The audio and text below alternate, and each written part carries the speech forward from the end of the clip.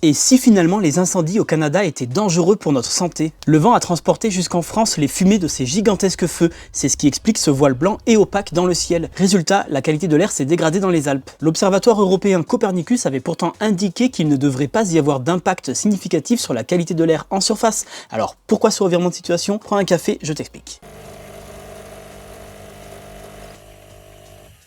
Selon Copernicus, le transport des fumées du Canada ne devait pas avoir d'impact significatif sur la qualité de l'air en surface car de tels épisodes ont tendance à se produire à haute altitude. On parlait alors de 9000 mètres d'altitude. Sauf que les fumées sont par endroits bien plus bas que ça. L'Observatoire de la qualité de l'air Atmo a d'ailleurs enregistré une concentration de particules fines dans l'air des Alpes. Selon Atmo, ce n'est pas alarmant, mais on est tout de même au-dessus des seuils recommandés par l'Organisation mondiale de la santé. La qualité de l'air était encore considérée ce mardi comme dégradée sur l'ensemble des régions Auvergne-Rhône-Alpes et PACA, voire même mauvaise dans certains secteurs et en particulier sur les reliefs. Alors que d'autres régions sont moins touchées, alors pourquoi? Selon ce prévisionniste de Météo France, en arrivant sur les Alpes, les poussières se sont concentrées à basse altitude en raison des anticyclones et des mouvements d'air descendants. Les montagnes non plus n'y sont pas pour rien, elles bloquent la circulation des masses d'air, ce qui fait retomber les particules. C'est donc ce qui explique que la qualité de l'air est particulièrement dégradée dans les Alpes, même si on n'en est pas au stade du pic de pollution. Un autre phénomène vient s'ajouter à celui-ci, des niveaux d'ozone élevés. C'est un gaz qui est irritant pour les voies respiratoires et le contour des yeux.